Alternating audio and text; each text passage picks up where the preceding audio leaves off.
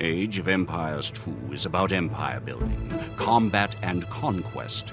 You start from humble beginnings, a small village in the Dark Ages. You explore to expand your borders, conduct trade to boost your economy, and research technologies to grow your civilization into a mighty empire. But there are difficulties too. Cunning enemies and rivals that oppose you, powerful castles to destroy, tyrants to bring down.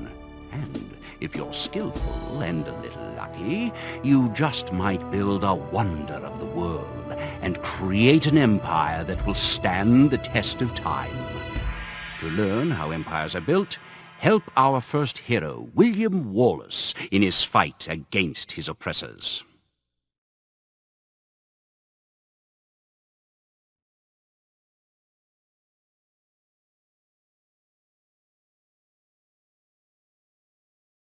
We are without a leader. The dead king of Scotland has no heir. War creeps in from the south, where Edward Longshanks, the avaricious king of England, has returned from successful campaigns to conquer Wales and France. As Longshanks turns his attention to Scotland, the shadow of fear settles across the Highlands. The English have thousands of Welsh longbowmen, hundreds of knights on horseback, and dozens of siege weapons. We Scottish have a rabble of untrained soldiers who do not even know how to march in a straight line. We must act soon if we have any chance of resistance. We need to forge an army by any means necessary.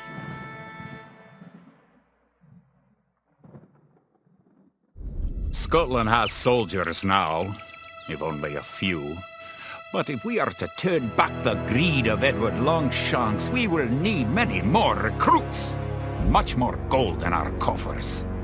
These ancient stones and oaks around us will soon be steeped in the blood of clansmen.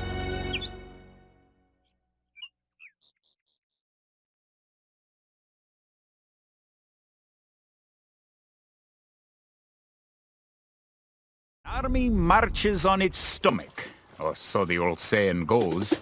My clansmen have been farming and tending sheep for hundreds of years, but gathering enough food to feed an army is a different matter entirely. Without a strong economy, the meager forces that we've cobbled together will collapse again.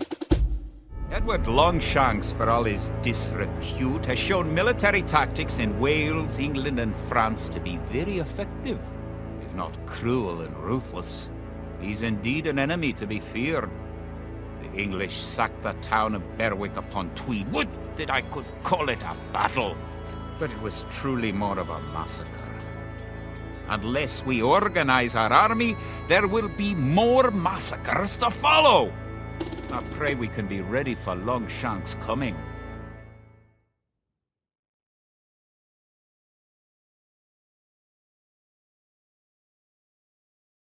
Villages throughout the Highlands, there is grim talk of skirmishes between Scotland and England. We lost the city of Dunbar this week. Scottish defenders broke ranks and fled. The English have an army that is larger and better trained.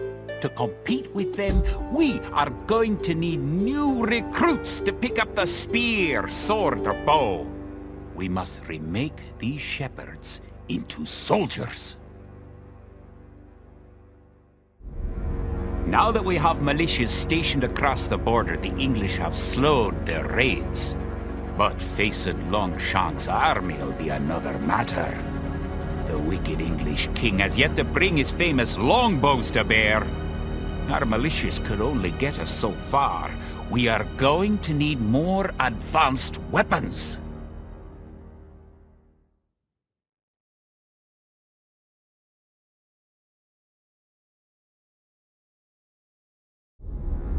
Rumors creep in from the south of a giant who leads the forces of Scotland, his great sword driving through earth and man and horse alike. If this mythical knight can hold the English advance, it will give us time to develop the arms we need.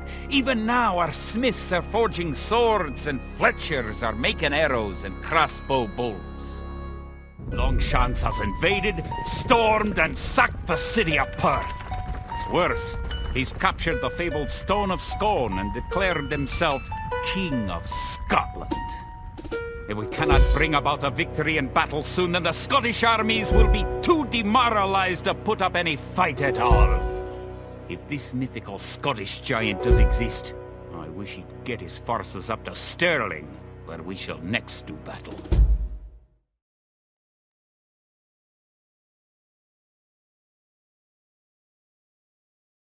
The time for minor skirmishes is over.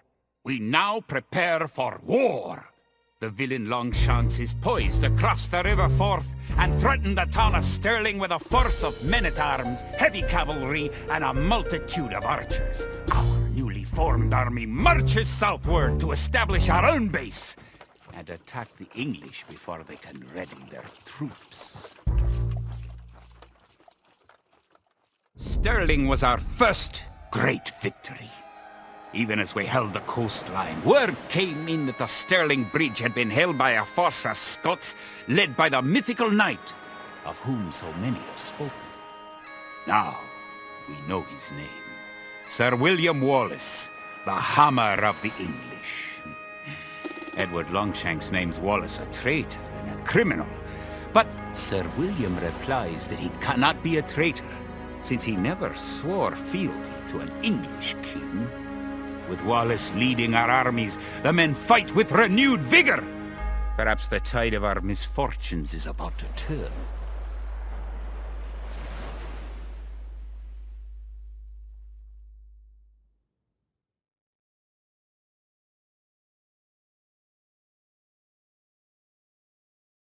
Our coffers were depleted at the Battle of Stirling, so we need to strengthen our economy once again before pushing south into lands held by the English. We need to construct a market and establish trade routes to the villages of friendly clans. Local legends speak of 3 sacred relics hidden south of Stirling. Acquiring these artifacts for Wallace's army will be a great boost to Scottish morale. With the 3 relics now locked away safely in Scottish churches, men murmur that we are blessed by the heavens. Our army now stands a chance as we prepare for the final clash with the English. Scotland now has archers and knights of our own with which to meet Longshanks. We march south to Falkirk, where we will rendezvous with the army of William Wallace and plan our combined attack upon the English castle.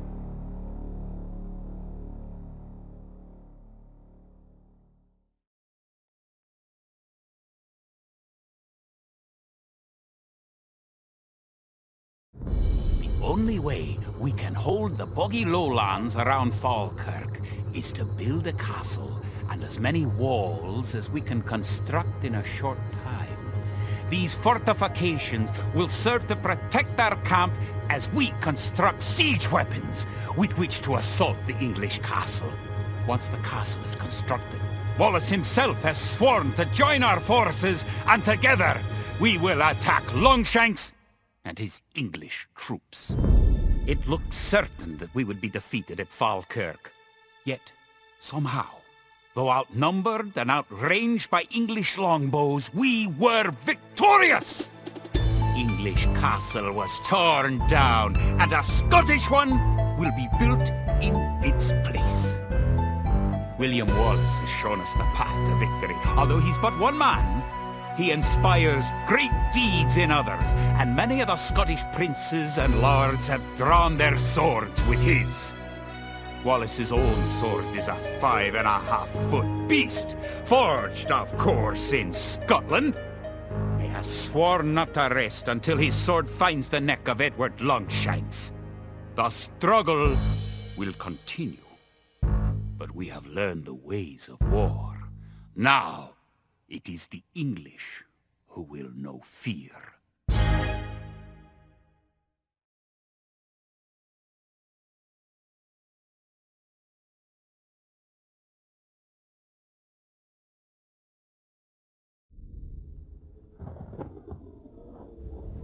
February 19, Army Camp near Vaucouleurs. This morning I awoke to visions of fire and steel. These nightmares come more often now that I have seen my beloved France eaten away in years of war.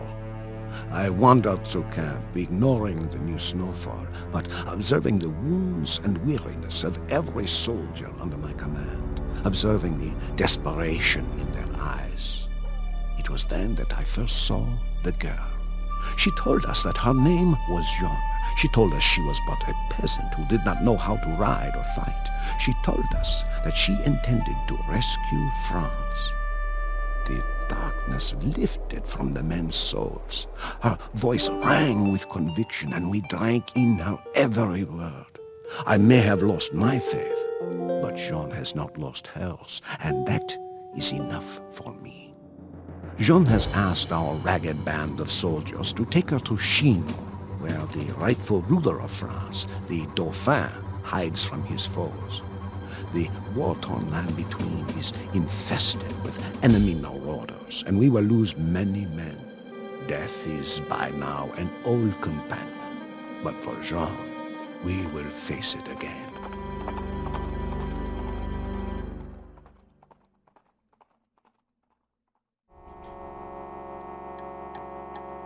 As Jean's footsteps echoed down the marbled hall of the chateau, the fat and whispering dukes did not but stare.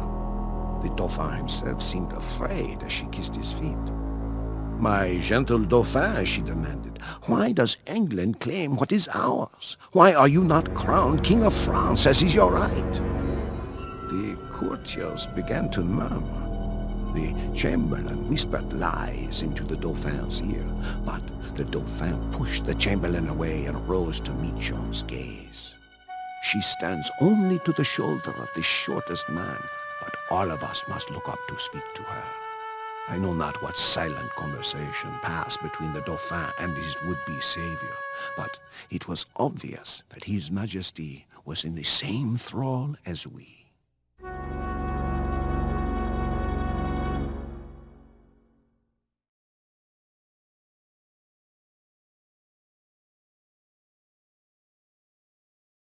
March 26th, Chinon.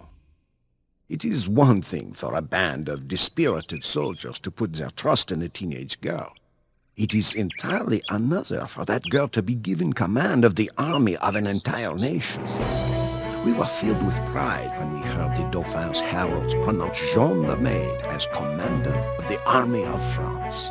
So that she may look like a general, the Dauphin presented Jean with a great war horse and a suit of white armor. Jean instructed me to look for an ancient sword buried beneath the altar of a local church. I was skeptical, but not only did the men unearth a rusted blade, but we found that the sword belonged to Charlemagne, grandfather of France. I shall not doubt her word again. Still visible on the hilt was the fleur-de-lis. Jean adopted the fleur-de-lis as her symbol and had it blazoned upon her battle standard. Wherever Jean goes, the standard goes also. It goes with us to Orleans. The city of Orleans is one of the finest in France, but it is under siege by our enemies, England and Burgundy, and is about to fall. This war has dragged on for 100 years with precious few French victories. The people of Orleans need a savior. They are to get Joan of Arc.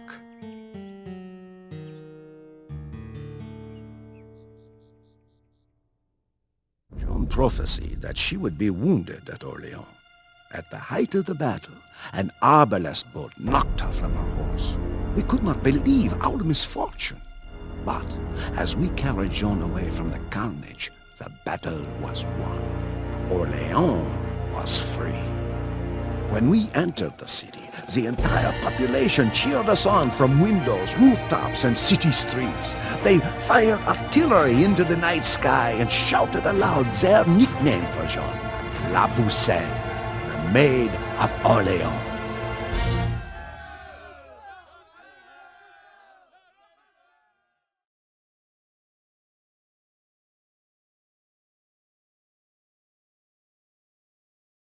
June 14th, Orleans. Our rescue of Orleans was a setback for our enemies, but only a minor one. the British still possess half of France. Tragically, we have cooled our heels for weeks while the Dauphin's advisors debate. Jean became irritated with the delay and reassembled her army. She talks of nothing but her mission to drive the British into the sea. The force of Jean's will is titanic. She has gathered to her banner swearing brigands and knaves and turns them into patriots and heroes. Among them is the man La Hire. A giant clad in plate mail, he drives men on with curses and fists. There will be plenty of British necks for La Hire to break at Patay. Patay is the gateway to the Loire River Valley. The British hold the Loire in a grip of steel, whilst a huge army under Sir John Fastolf devastates the countryside. John leads us to Patay to capture the British castles. However, we must avoid Fastolf's army till we are strong enough to face his veterans.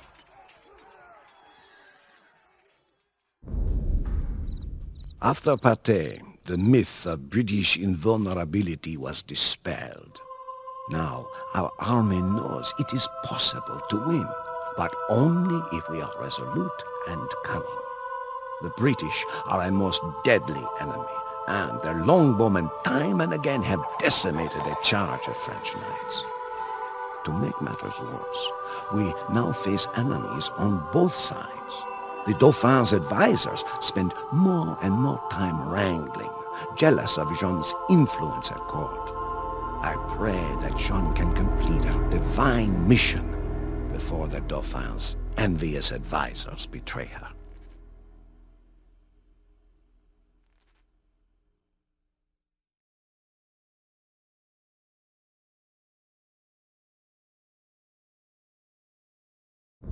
June 25th, Orléans. Dead France is returning to life. Our army swells with new recruits. In olden times, men swore fealty only to their particular lord. Now we fight not for insolent lords and ladies, but for France. For all of us, Jean is France. There is no distinction in our minds. The Dauphin himself has arrived in Orléans. Never have I seen such a celebration. France needs a king, so we must escort the Dauphin to Reims, where he can be properly crowned. Yet, the city of Reims is dangerously menaced by the Anglo-Burgundian army. The cities of Troyes and Chalons also bar the way. Jean commands that we must liberate all three cities before the coronation, and we eagerly seek to fight.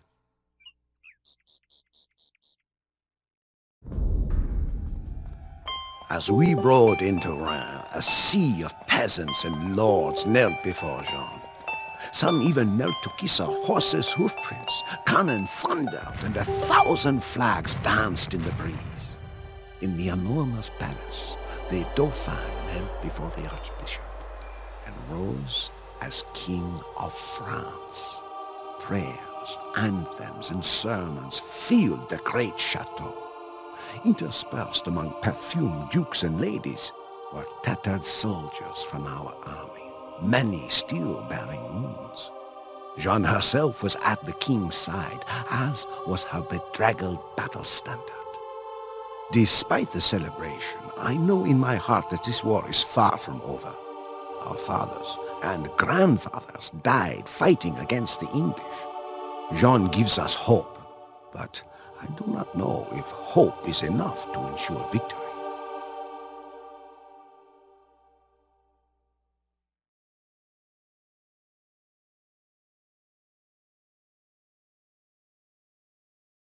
September 3rd, Reims. France has a king once more. However, as Jean gains influence with the people, jealousy grows within the court. The king's evil advisors now seek to destroy Jean. It's only a matter of time before they succeed in poisoning the king's mind. Jean must hurry to fulfill her mission. Paris, the jewel of France, has been under English tyranny for decades, and French patriots trapped within the city are eager to escape. We are now marching on Paris, hoping that the reinforcements we have been promised will arrive in time. Tragedy. As the refugees fled into the chateau of Compiègne, Jeanne was trapped outside. Burgundian soldiers knocked her from her horse and paraded around with their prisoner. None of us can sleep, knowing our precious Joan of Arc languishes in a Burgundian prison. The soldiers stare at the uncaring sky, condemning themselves for being unable to save her, for being unable to save France. Paris was the first major defeat ever dealt to our army. Had the king sent the promised reinforcements, we would have captured the city. Now, it is France's darkest hour.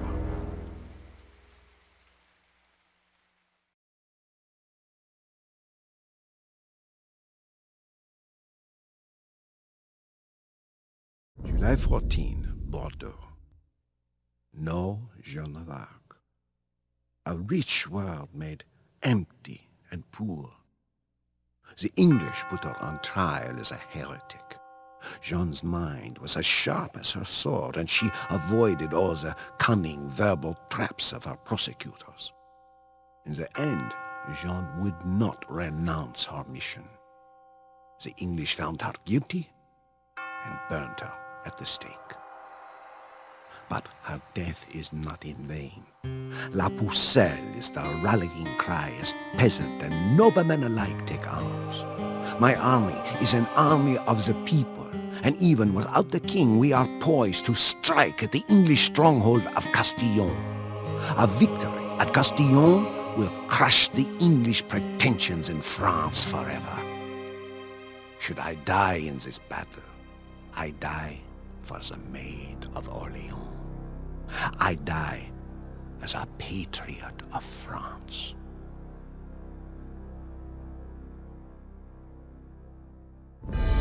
A century of English toil, blood, and victories was reversed in a little over a year by a teenage girl. The 100 Years' War has ended. Even more importantly, Jeanne's acts reignited a sense of French nationalism. Peasants and nobles alike no longer belong to lords and kings, but to France herself. We will not let Jeanne be forgotten. Already statues and stained glass portraits have been commissioned in hundreds of towns and cities throughout France. Her verdict of guilt was rightfully reversed, and eventually Joan of Arc was beatified as a saint. Sometimes the outcome of history is determined by strength of arms, other times by happenstance. But in 15th century France, history was determined by the will of a young girl, the only person in history to command the armies of an entire nation at the age of 17.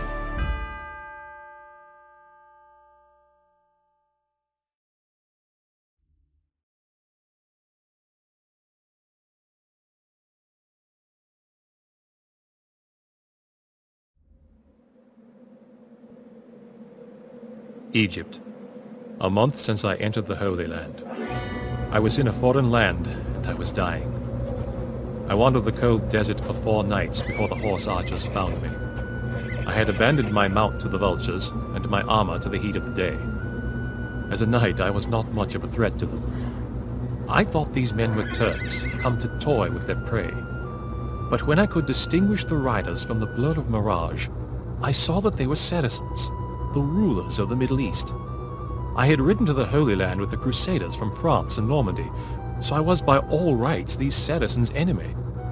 Yet they gave me water and a spindly horse, and led me back to their leader. And that was how I met Saladin. The paintings in Europe show Saladin as demonic, barbarian. Yet he is more chivalrous than any knight I'd met before, and prefers the palaces of Damascus to slaughtering Normans in the desert. I had not expected hospitality from Saracens. We Normans execute any armed Arab we capture, but Saladin left me free to explore his camp. Perhaps he wants an objective observer to chronicle the prodigious bloodshed ahead. Saladin's army is heading south to Egypt to reinforce Cairo. Egypt is a tempting prize for the Crusaders. She is fabulously wealthy, yet governed by an ineffectual fool. Before my capture, I was en route to join in the Crusaders' assault on Egypt. It is a bitter irony that now I shall view the contest from the enemy camp. So it was that I found myself less than 100 miles from the Dead Sea in the company of my enemies. The Franks are dispersed and the Egyptian army broken. Saladin has taken his place as governor of the Nile. Any European king would seize this opportunity to eliminate his political enemies. Saladin, however, allowed any Egyptian opposed to his rule to leave the city unharmed. Saladin has set out to win over the population. In Cairo he built mosques and palaces, universities and hospitals. My own countrymen, the sons of Europe, showed naught but treachery, while the Saracens worked to dignify their civilization. It is a troubling turn of events, and I have difficulty sleeping.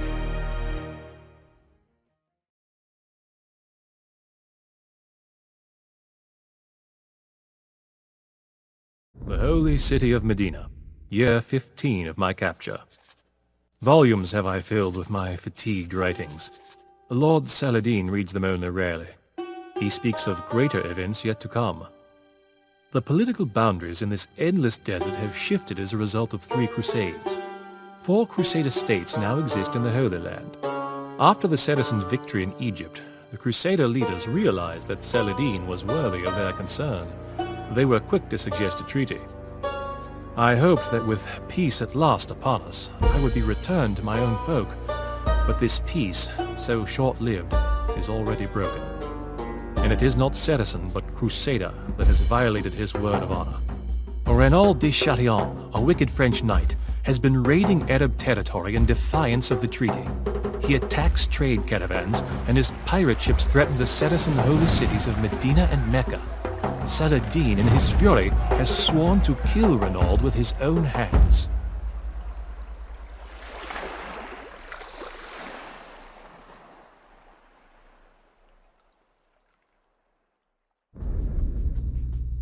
Although I am still prisoner, Saladin and his generals dine with me. Over meals we discuss mathematics and astronomy. I never imagined a race of desert folk could be so wise. Baghdad, the Saracen capital, is the most civilized city in the world, with free hospitals, public baths, a postal service, and banks with branches as far away as China. But as we eat, talk inevitably turns to war. Renaud's pirate vessels now rot at the bottom of the Red Sea. His raids have stopped. Renaud has escaped, but I suspect Saladin shall neither forgive nor forget.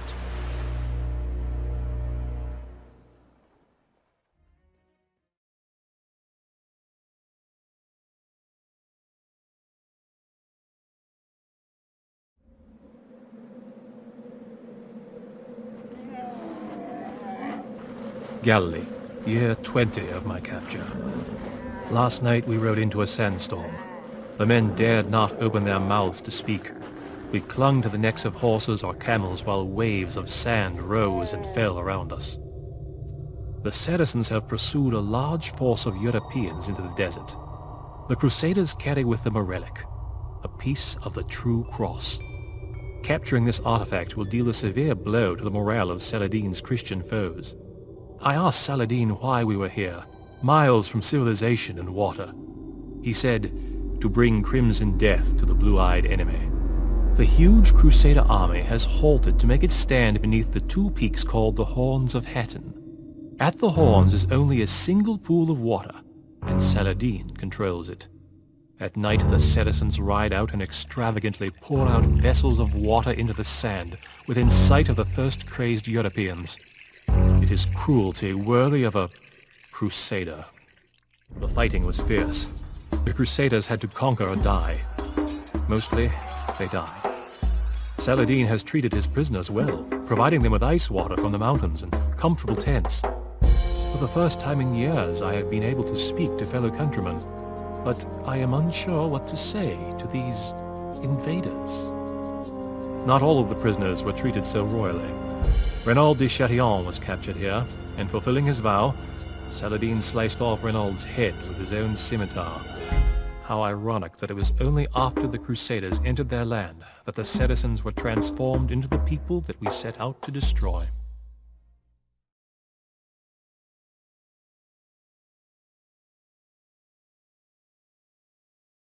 Jerusalem. 20 years have I been with the Saracens. Saladin's target is Jerusalem. The great ancient city is sacred to Christianity, Judaism, and Islam, and is the virtual capital of the Holy Land. If there can be a victor in this endless conflict, it will be the army who holds Jerusalem. To complicate matters, Saladin is determined not to harm the city itself. If a single holy shrine is damaged, the populace might well view Saladin not as a liberator, but as yet another conqueror. The last time I entered Jerusalem as a crusading knight, I waded through the blood of victims. This time, not a building was looted, not a townsperson was injured. Saladin set free nearly every prisoner he took. The citizens of Jerusalem proclaimed Saladin as their savior. He offered to free me, but after 20 years in his service, I have decided to see it out to the end.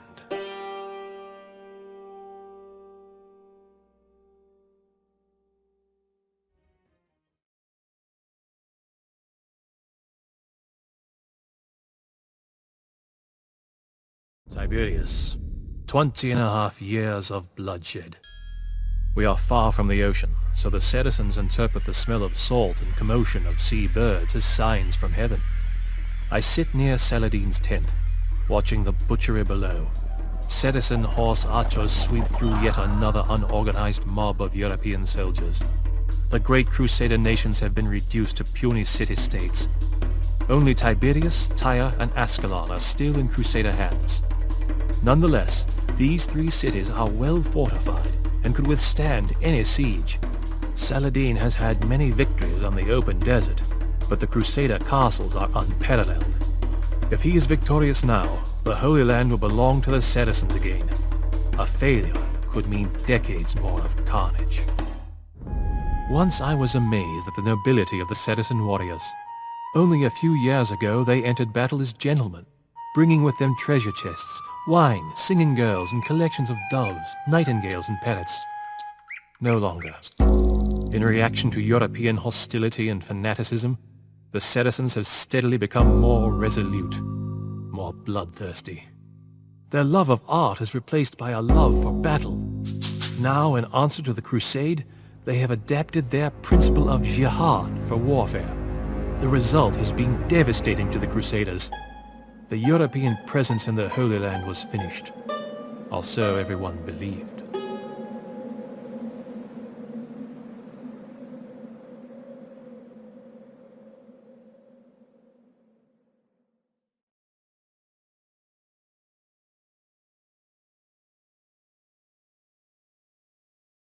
The city of Acre. Nearly 21 years have I ridden with Saladin. When word of the Saracen victory at Jerusalem reached Europe, another crusade was launched. The kings of the three most powerful nations in Europe, England, France, and the Holy Roman Empire, embarked for the Holy Land with hundreds of thousands of troops. Saladin knows that his most dangerous opponent is Richard the Lion-Hearted of England, a brilliant tactician who learned the art of war fighting against his own father. He builds colossal fortresses and fights always from the front lines, the ideal of a romantic warrior. Richard's army has come ashore near Acre. Much of Saladin's army is trapped in the city, while two monstrous English trebuchets pound at Acre's walls. If Richard can defeat our army here, then he can walk into Jerusalem unopposed. Saladin knows that this is the climax of his jihad. All the Crusader states have fallen. If the Saracens can hold on to Acre, then the Europeans will be forced to return home. If Acre falls, then the centuries-long nightmare of eternal war, raid and counter-raid begin again. All Saladin's victories will be for nothing. The first year of my freedom. The fighting is over. The fire has gone out of Richard's lust for conquest. The two respected adversaries started speaking, finally, of peace. War is not gentle with men's health. Richard fell ill with a fever. Because he respected his enemy, Saladin sent Richard fruit and mountain snow to comfort him. Soon enough, Richard boarded a ship headed back to England. The Third Crusade is over. The final treaty was signed on September 2nd, 1192. By its terms, Jerusalem remains in Saracen hands, but Christian pilgrims are to be allowed to visit all the holy places freely and safely. It seems a fitting compromise to a war that has been fought over religion and land. The war is over, but I do not think I shall ever see Normandy again. I want to see the steel foundries in Damascus, and the gardens of the Caliph in Baghdad.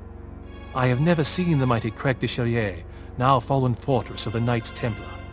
The Holy Land has many wondrous sights, and I can spend a lifetime here. It is peace in the Holy Land, for the moment.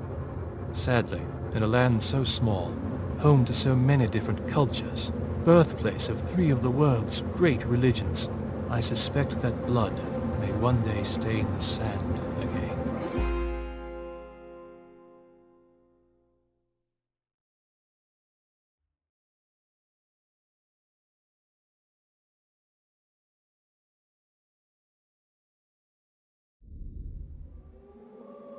A blue wolf took as his spouse a fallow doe. They settled at the head of the Onon River to raise their offspring, and there were born the Mongols. So begins my life's work, the secret history of the Mongols. I have been selected to compose this epic because great events are about to take place. We are going to leave Mongolia.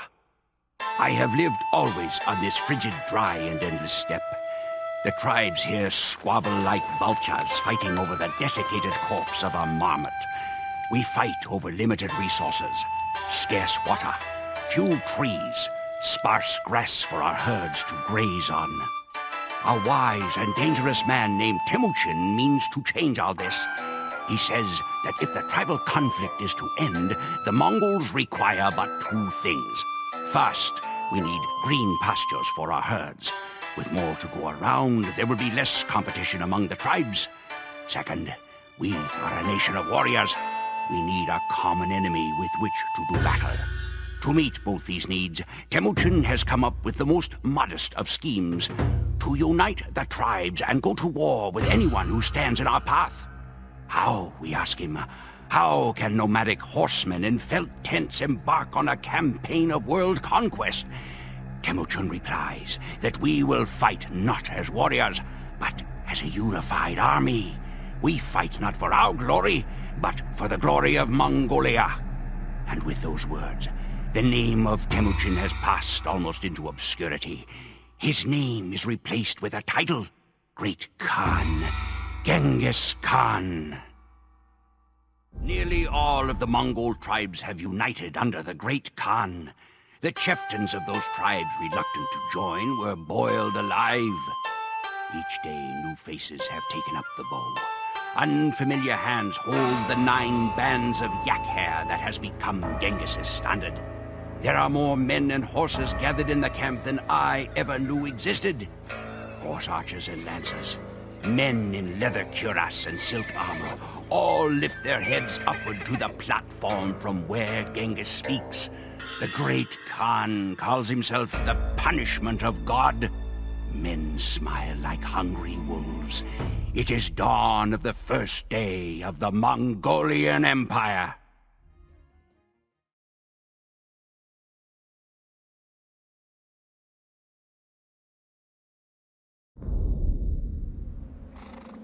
Winter has come to the steppes. The earth is frozen hard as bone, and the only movement is steam rising from the nostrils of men and horses. Only the promise of battle brings warmth. Nearly all the tribes in Mongolia now answer to Genghis Khan. But with success comes enemies. A man named Kushlak has challenged Genghis's right to rule. Kushlak sows discord among the Karakitai tribe and means to have himself proclaimed as a rival Khan. Genghis cannot allow these transgressions to go unpunished. He needs to set an example. So we ride west to find and slay Kushlak. If the Karakitai shelter him, then their lives are forfeit as well. Genghis Khan knows that there are weapons aside from the lance and bow. He is a master of mental warfare. Just as he has made an example of Kushluk, he makes examples of enemy lands. When first we encounter a new adversary, the great Khan spares no one. We ride to the closest town, slay every living thing, burn down the city, sow the fields with salt, and make a mountain of enemy skulls. After that, the other towns are quick to send forth their emissaries, eager to placate the ravenous Mongol hordes.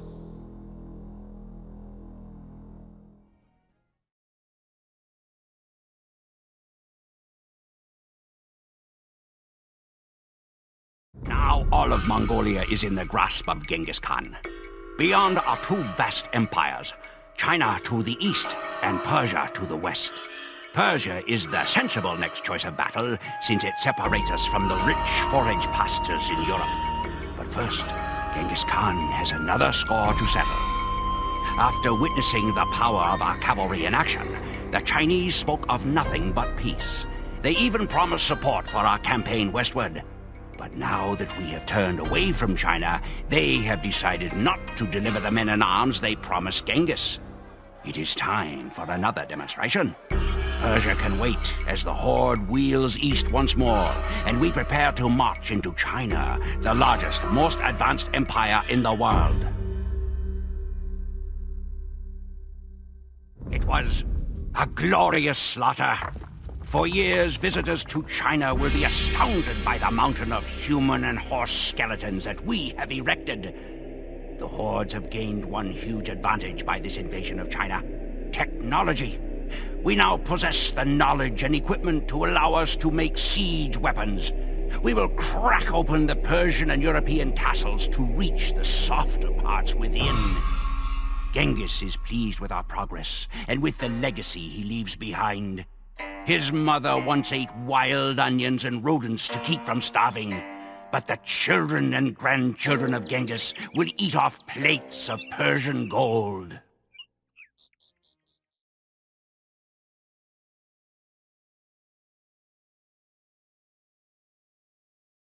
Sleep in the saddle, drink the rain.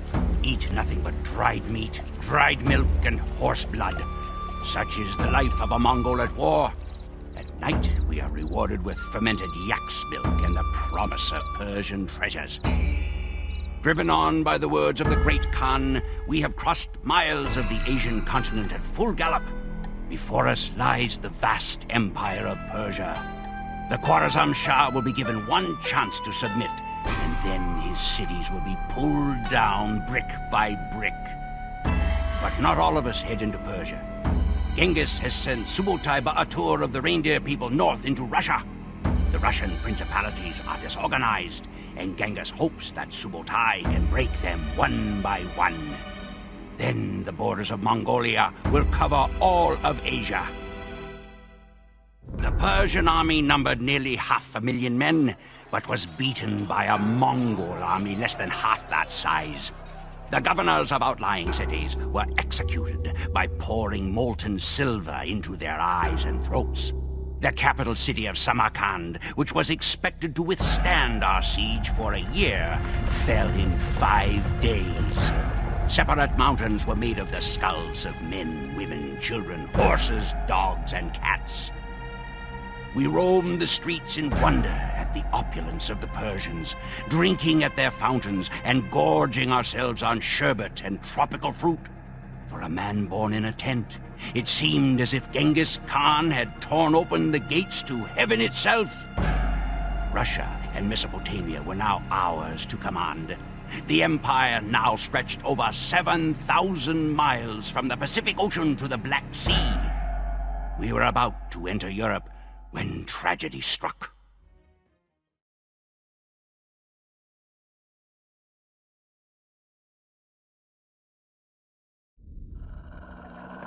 Old wolves do not die gracefully. Warriors their entire lives, they do not know how to live when they grow old and their fangs fall out. Such it is with Mongols as well. Genghis Khan was now 80 years old. On the night when we knew that our glorious conquest was about to end, Genghis summoned his sons to his tent. They found their father shivering before a fire, delirious with pain. My descendants will wear gold, he said. They will eat the finest meats and ride the finest horses, and forget to whom they owe it all. A deed is not glorious until it is finished, and he refused to die until Ogatai, his third son, promised to continue the war. Ogatai emerged from the tent, carrying his father's bow, and declared, "This storm is not yet finished. I still hear the sound of lightning, and it strikes in Poland." Church bells rang in Europe when they saw our horde pouring out of the mountains. The armies of Bohemia and Germany hastened to Poland's defense. To them, our army might have been from the underworld itself, still commanded by the shade of the great Khan. European knights fight as individuals, but Mongols fight as part of a united army. Laden down with armor, the Polish and Germans could not catch our quick-footed horses. Time and again we fired flaming arrows at them, then retreated out of range. When the enemy cavalry pursued, we would lead them into an ambush. The ambush was always announced by the Nakara. A huge drum carried into battle on a camel. 100 times has the Nakara sounded on this day. We were ordered to cut off an ear for every victim. 9 sacks of ears were sent back to Ogatai Khan.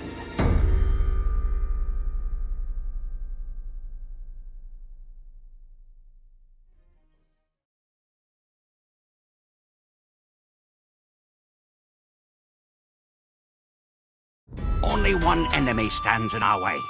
France and the nations beyond are beaten from decades of crusades. If we break Eastern Europe, then it is likely that all of Western Europe will surrender. But to break the East, we must defeat Hungary. Hungary possesses the most formidable cavalry in all of Europe. They have not only the strength of European armor, but their horses are cousins to our own, having drifted in from across the Russian steppes.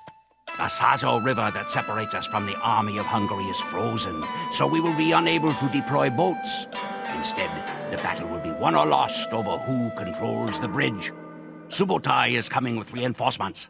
If we can survive the charge of Hungarian knights until Subotai arrives, then we can hope to take the bridge.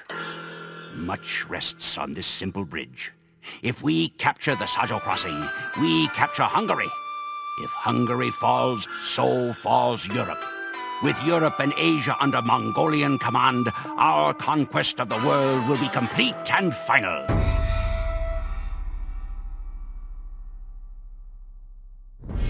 Nothing stands between us and the Atlantic Ocean. The Mongol Empire comprises 2 whole continents. Europe and Asia belong to the hordes. Every place we entered has changed forever with our passing. Russia, once filled with quarreling city-states much like ancient Mongolia, will forever be melded into a single gigantic nation. Genghis Khan forged the largest empire ever created in the life of one man. His body was carried back to the river Onan, where the legendary Blue Wolf and Fallow Doe once lived. He was buried in the ground, and 1,000 horsemen rode over the site to disguise it. Genghis Khan's final resting place was devoured by the steppes. My people cherish the legend that their great ruler will one day return to lead his horsemen to another bloody victory.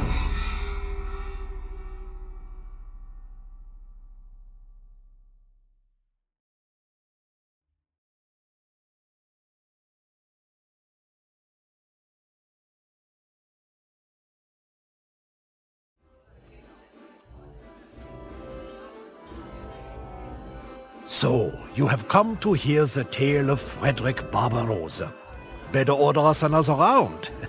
Maybe 3. You see, it is a great tale. But then again, everything about the man was great.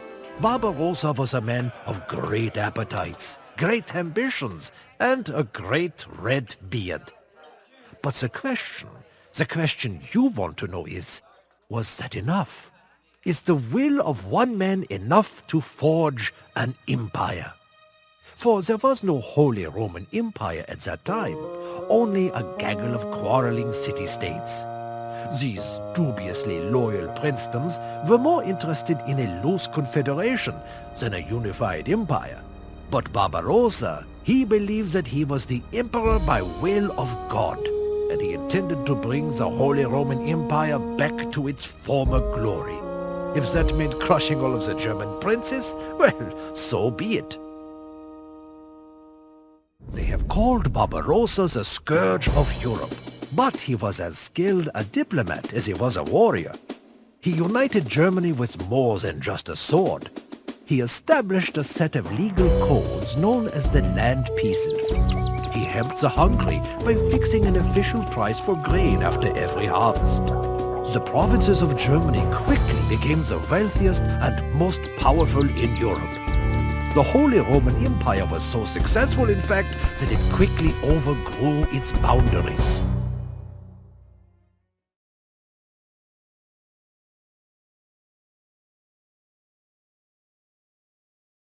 The empire was in full bloom, and her population was rapidly expanding. The Germans felled forests, drained marshlands, and reclaimed land from the sea itself. But there was still not enough space. Bringing the vastness of Poland into the empire would ease the pressure on the empire's borders. To deal with Poland, Barbarossa called up one of his mightiest vassals, Henry the Lion. Henry was a powerful prince of Saxony, and his decadent palaces outshone the emperor's own. While he swore fealty to Barbarossa, some questioned whether Henry the Lion did not want the empire for his own. By ordering Henry the Lion to aid in the subjugation of Poland, Barbarossa meant to test his oath of allegiance once and for all. Henry expected to be drawn and quartered, the usual fate of traitors in those times. But Barbarossa recognized the potential for a strong ally and officially forgave him, provided that Henry the Lion would swear to support Barbarossa from now on.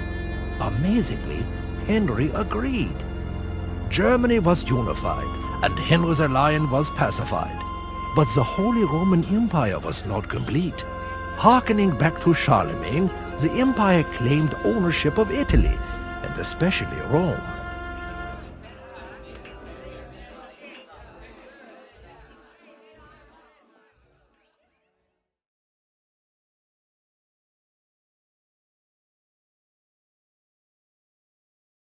In Rome, the Pope firmly believed that it was the Church, not the Emperor, who was the ultimate authority for the empire. Barbarossa could not convince the Pope to see things his way, so he appointed his own Pope. This too was not enough, for Pope and anti-Pope promptly excommunicated each other. In the end, Barbarossa had to resort again to politics at the point of a lance. If the Pope would not listen to reason, then perhaps he would concede with 2,000 German knights pouring down the Italian peninsula. The greatest of the northern cities, the virtual capital of Lombardy, was Milan. The lords of Milan were as proud as they were belligerent. Barbarossa was determined to raze Milan to the ground as a warning to all the Italian city-states, and particularly the Pope in Rome. The message was clear. He, Frederick Barbarossa, was the one and true Holy Roman Emperor. Barbarossa was not kind to the Milanese. In response to one attempt at negotiations during the siege, he sent 6 Italians marching back to the city. 5 had been blinded, but the 6th only had his nose cut off so that he could lead the other 5. Northern Italy had been mercilessly conquered and placed under imperial governance, but Italy would not submit. If anything, the destruction of Milan made the Italian cities even more incensed at their would-be emperor.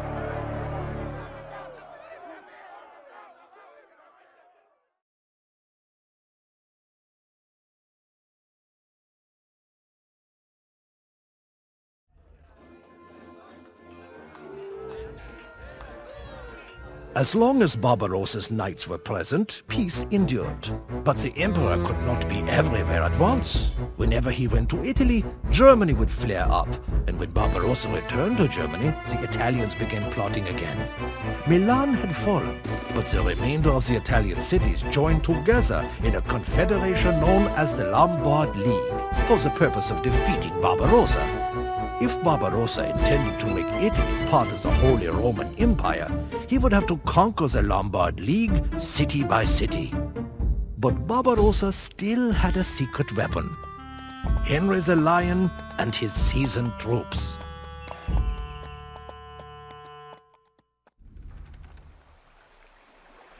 Henry the Lion was immediately banished to England. Separated from his wealth and army, there was little more he could do to plague Barbarossa.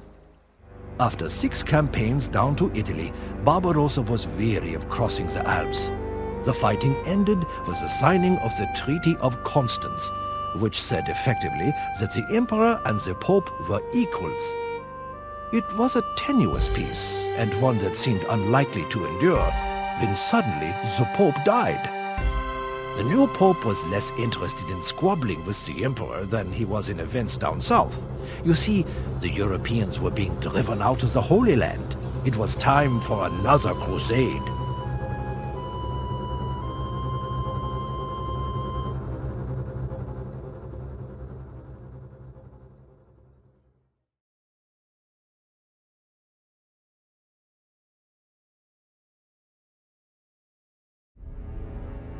The Holy Roman Empire was complete, and for the moment both Germany and Italy swore fealty to Barbarossa.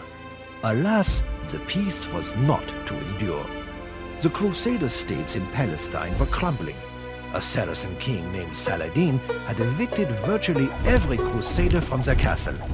The Pope called for a new crusade before the Holy Land became Saracen once again.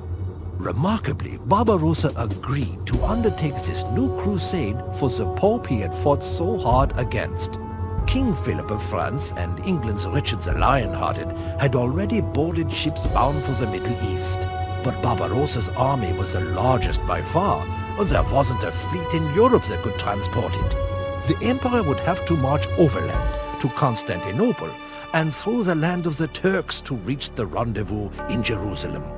Constantinople was the capital of the Byzantine Empire and one of the most glorious cities on the globe.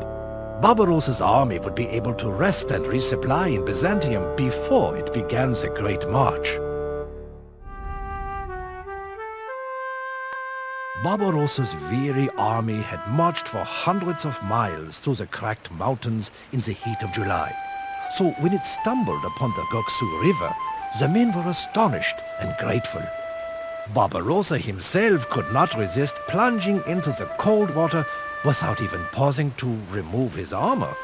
To the disbelief of the surviving troops, Barbarossa drowned. Some said the emperor could not swim in his plate armor. Others believed that his 67-year-old heart had finally given out. Regardless of the exact cause of death, Barbarossa's crusade ended there on June 10th, 1190. The Holy Roman Emperor was gone.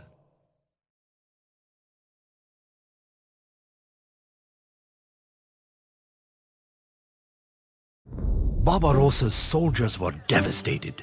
Several knights committed suicide. Others converted and joined the Saracens, so convinced were they that God himself had deserted them. However, a handful of knights were not yet willing to board a ship bound for Europe. The body of mighty Barbarossa was fished out of the river, pickled in vinegar and sealed in a barrel. The army of the Holy Roman Empire would not be joining in the crusade. Yet there was still a chance for a small victory. The surviving knights vowed to take Barbarossa's body on to Jerusalem. Even in death, the emperor would keep his promise.